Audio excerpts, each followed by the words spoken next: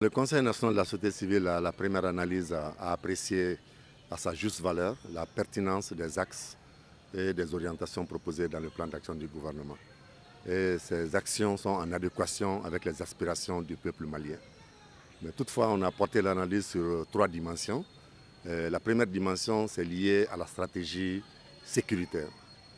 Pour nous, le tout militaire, le tout sécuritaire militaire a atteint ses limites. Donc il va falloir de revoir la stratégie pour qu'on intègre la dimension idéologique et la dimension combat pour le développement économique. La deuxième dimension d'analyse au niveau du Conseil national a porté sur le timing. L'ambition est très grande par rapport au chronogramme proposé. Et la troisième dimension d'analyse est liée au coût du plan d'action. 2050 milliards dans un contexte sécuritaire, dans un contexte politique, dans un contexte sanitaire, ça va être très difficile à mobiliser. Cette déclaration faite par M.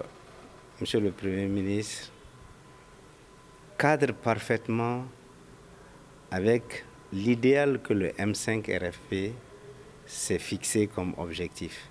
Tout nous laisse aujourd'hui à croire qu'il y a une nette amélioration de la situation et que si réellement les Maliens à l'unisson nous sommes déterminés, décidés à aller vers cette paix, nous pouvons y arriver. Il faut compter d'abord sur soi-même avant de compter sur les autres. Il faut que nous sortions des petits agendas et que nous réfléchissions Mali aujourd'hui. Et réfléchir Mali aujourd'hui, nous voulons que ce soit la dernière transition que nous vivons. Le programme tenait compte des grandes préoccupations et donc de préoccupations qui étaient identifiées bien avant la transition, bien avant le coup d'État et bien avant cette situation exceptionnelle. Et donc tout ça est pris en compte dans le programme et je m'en félicite et je félicite le Premier ministre.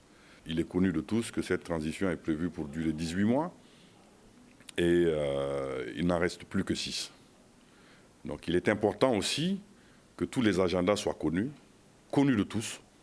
Et éventuellement, si débat il devrait y avoir, qu'il y ait débat, que l'ensemble de l'opinion, l'ensemble des acteurs sachent clairement quelle est la démarche qui va être entreprise à partir de maintenant pour mettre en œuvre ce plan d'action gouvernemental. Il faut un chronogramme précis. Nous nous reconnaissons, en tout cas dans cette déclaration que monsieur le Premier ministre a faite, il nous a rassurés. Il nous a rassuré la partie qui était la nôtre.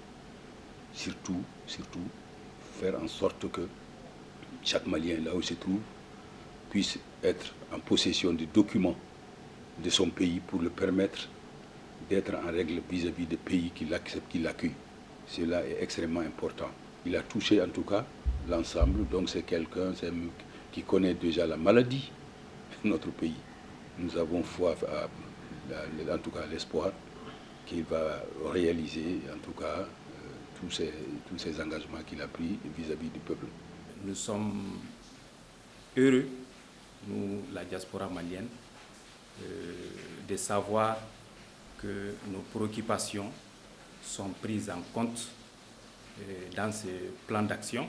Nous appelons l'ensemble de la diaspora malienne à soutenir la réussite de cette transition qui est la réussite de l'ensemble du peuple malien. Il s'agit de la refondation du Mali. Il s'agit de poser les jalons d'un Mali nouveau. Nous sommes convaincus que ce plan d'action va pouvoir sortir le Mali de son trou profond.